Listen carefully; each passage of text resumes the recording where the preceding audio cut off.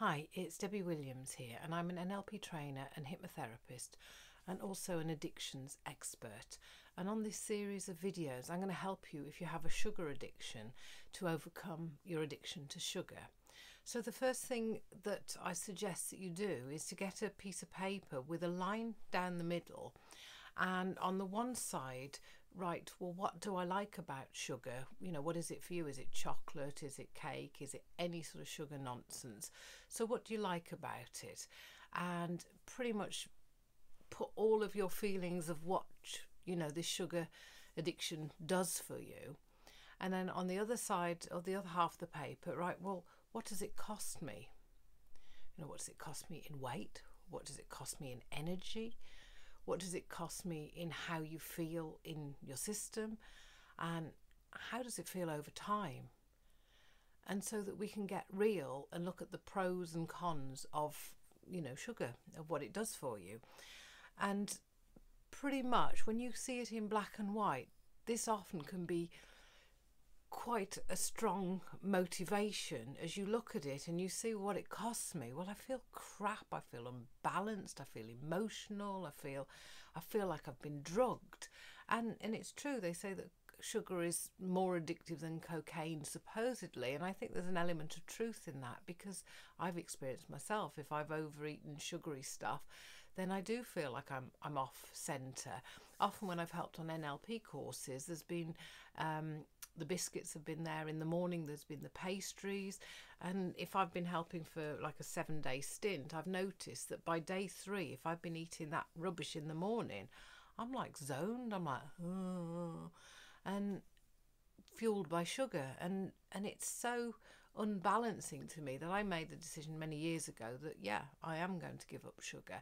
And I'm going to share on these series of videos of how I did it, also using some of the NLP and hypnosis to help you to give up sugar too. One of the things, the next tip that I would suggest that you do is to look for what could I have instead. Now, I'm not a big fan of sugar substitutes per se, because there's been links to cancer and all sorts, and it's you know, made in a laboratory, and you know, the more you study, the more you realize actually this comes with its problems. But looking at substitutes, for example, if you have a sweet tooth, then using dates as a sweetener, using honey, and using a transition period that you still sort of cater to your sweet tooth. And what I did many years ago, I would have, if I went around the supermarket, I'd buy a pineapple and coconut juice drink, I think by Innocent or Peter and Johnny as it was then, and because it was so sweet, I could go round the supermarket and stick to my list and not buy any other nonsense because I was getting my sugar hit.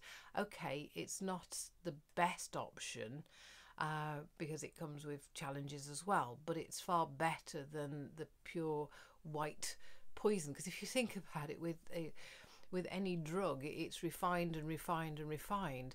Bread is refined and it becomes sort of the carbohydrate, and that becomes sort of a problem for many people. Also in this series, I'll put some more videos in, or I'll link to some of my other videos that will help. I've got one that will overcome a bread addiction if that's a problem for you, and links to a website that I've got, hypnosisweightlossclub.com, and on there there's loads and loads of help, especially if you need to lose weight as well. Okay, so let's recap. So a piece of paper with a line down the middle. On the one side, what do I like about sugar? What does it do for me?